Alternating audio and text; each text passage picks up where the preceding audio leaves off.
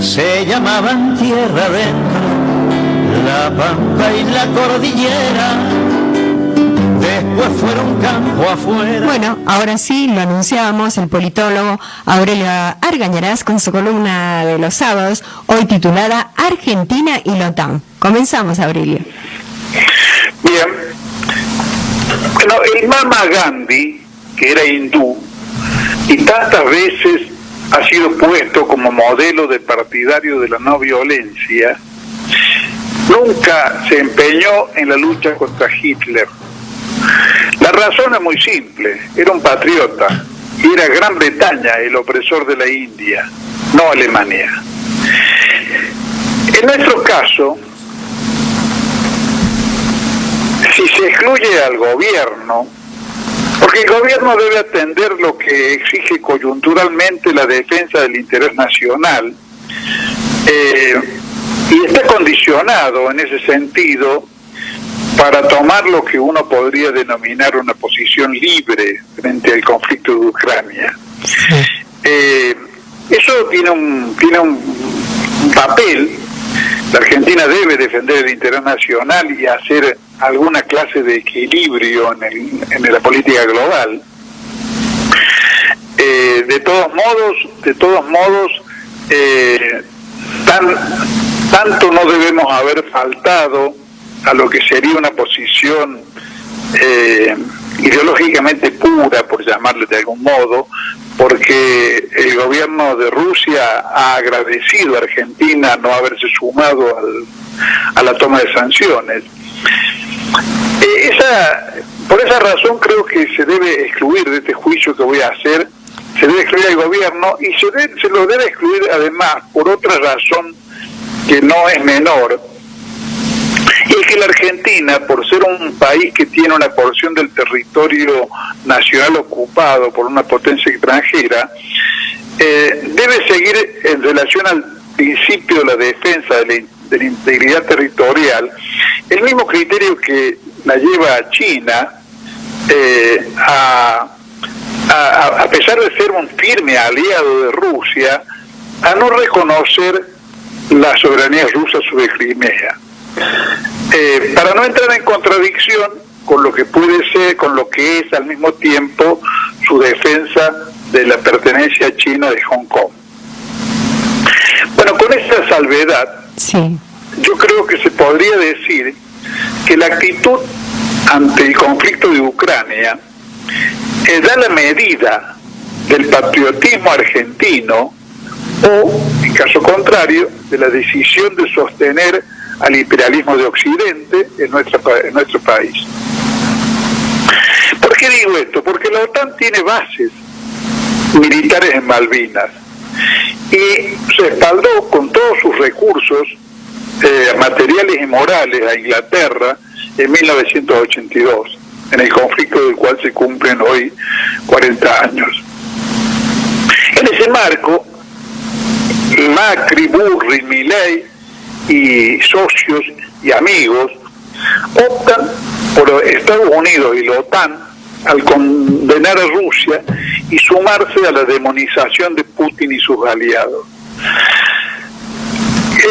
Parecieran hacer esto ni siquiera con lo que podríamos llamar premeditación y alevosía, sino de una manera natural, porque creo que se trata de una élite.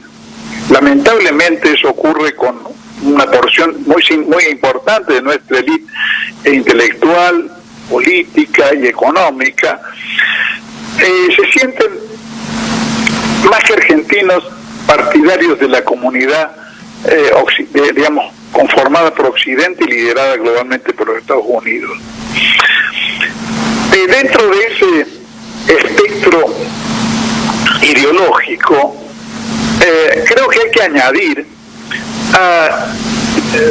en el mundo, sobre todo en el mundo periodístico y comunicacional, a gente que busca conciliar algo así como una edulcorada rememoración de Malvinas, situaciones como la del día de hoy, donde se conmemoran 40 años, con Digamos, combinar eso con la defensa de la OTAN en Ucrania. Hoy tenemos un ejemplo en ese sentido en La Voz del Interior, que como se sabe forma parte del Grupo Clarín. La Voz titula en primera página de hoy, Malvinas, 40 años de un sentimiento nacional. Un título que sugiere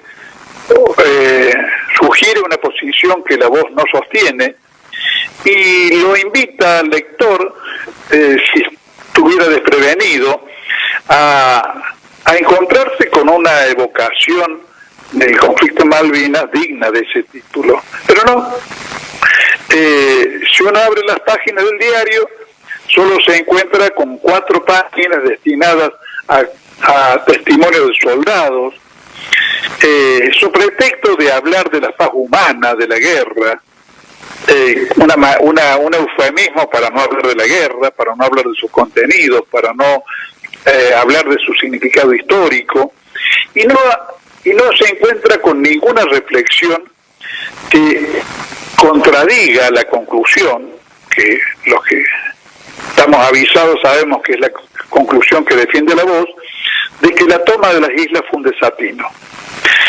Entre otras cosas, donde aparece el remanido relato de los sufrientes de la guerra, porque para esta visión, la Argentina es un país indigno de tener héroes. La Argentina tiene militares victimarios y víctimas que pueden ser civiles o pueden ser militares si se trata de los soldados de Malvinas, pero no tiene héroes.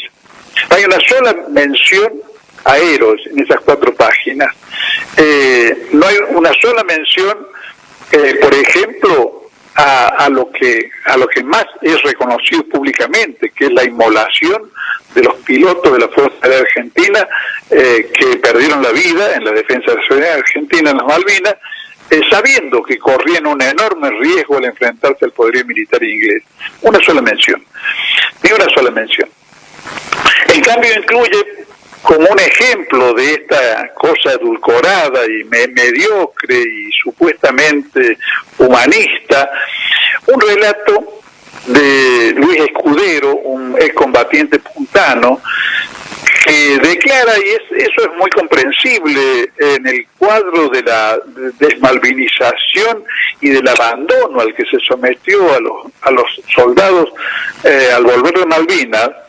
Nosotros acabamos de sacar en Iniciativa Política una nota del compañero Gustavo Loige, muy interesante, que invito a leer, que se llama De noche y por la puerta de atrás, el oprobioso regreso de los soldados de Malvinas, donde hablamos de cómo se los ocultó y se los ninguneó al volver, se impidió que fueran recibidos calurosamente por el pueblo argentino y se los hizo entrar, como dice Loige, por la puerta de atrás.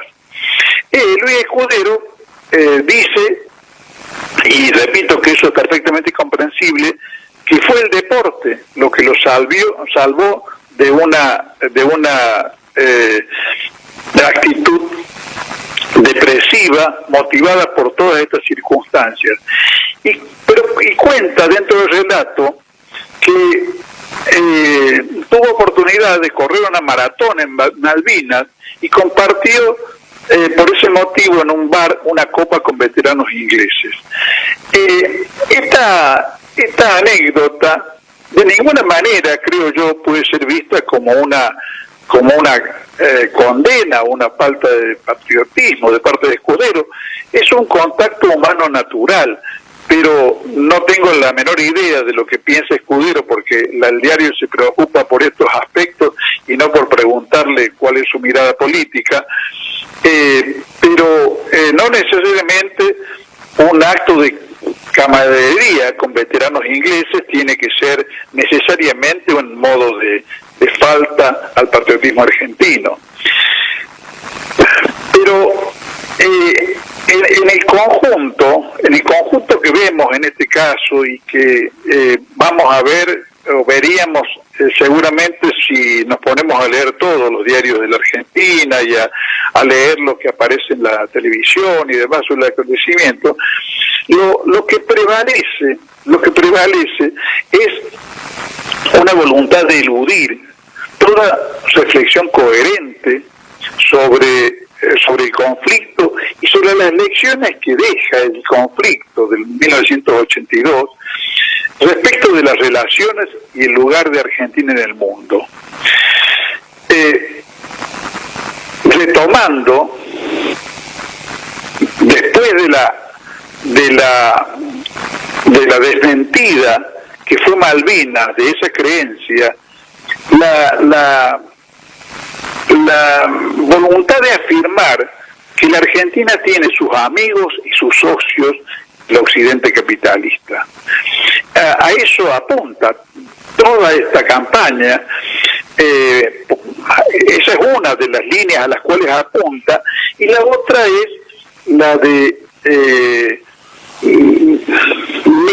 menosvaluar o invitar a una menosvaluación de la identidad argentina, de su patriotismo y de su voluntad y posibilidades de luchar por ser un país soberano y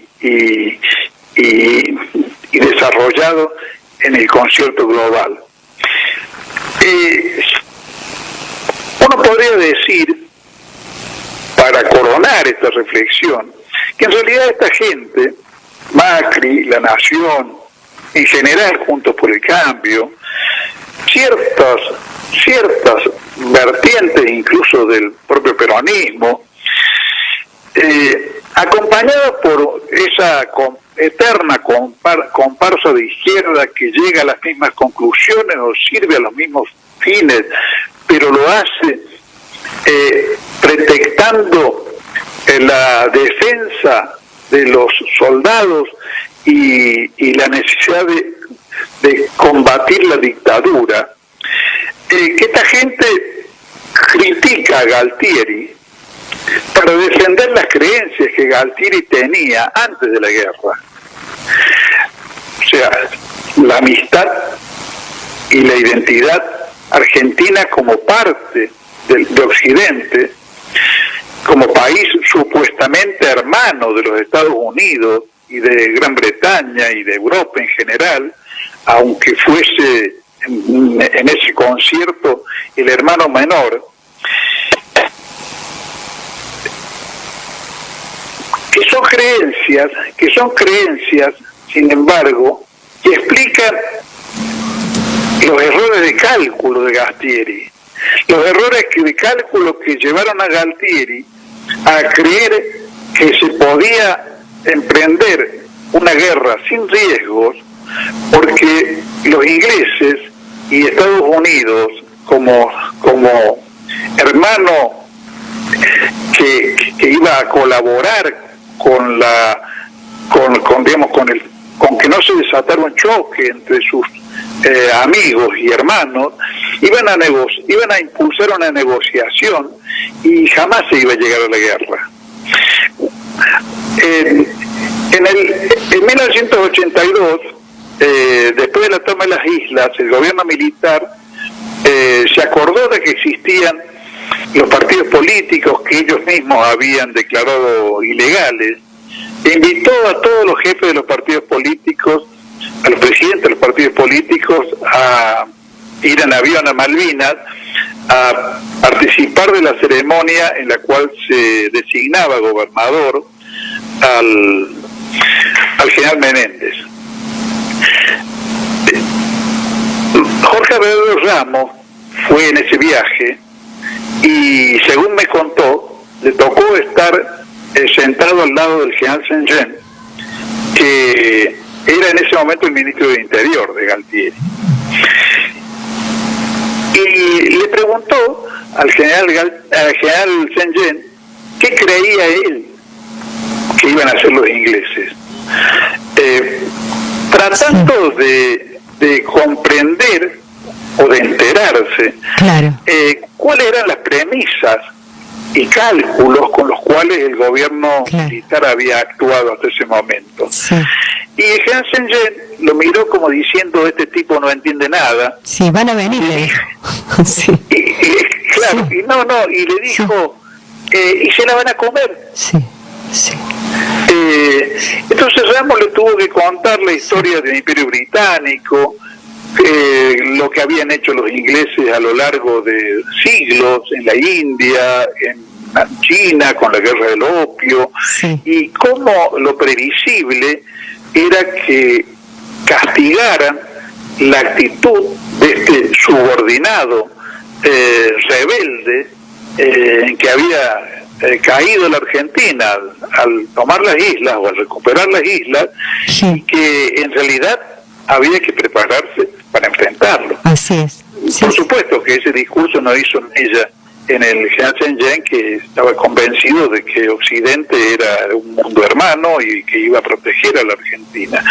Bueno, ese discurso Sí. es el que tratan de que se mantenga vivo los críticos de Galtieri, en una paradójica coincidencia con lo que Galtieri creía antes de la guerra. Claro. Eso impone la necesidad de que los que sostenemos que el conflicto tuvo sentido, que con otras previsiones, incluso como lo dicen estudiosos de la guerra, de la propia Gran Bretaña y de Francia, con otros cálculos la guerra pudo ser ganada.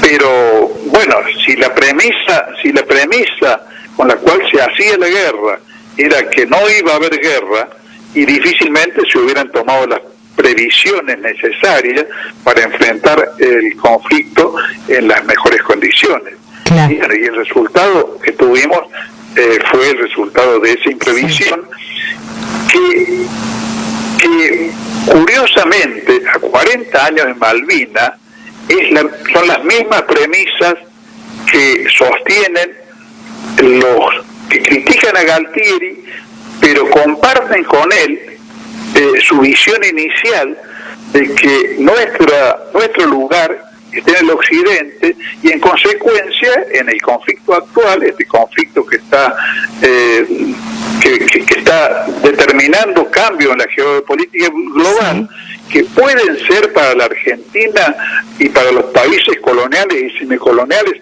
una gran oportunidad, porque vamos a estar más cómodos en un mundo multilateral que lo que hemos estado hasta hoy, en un mundo dominado por los Estados Unidos.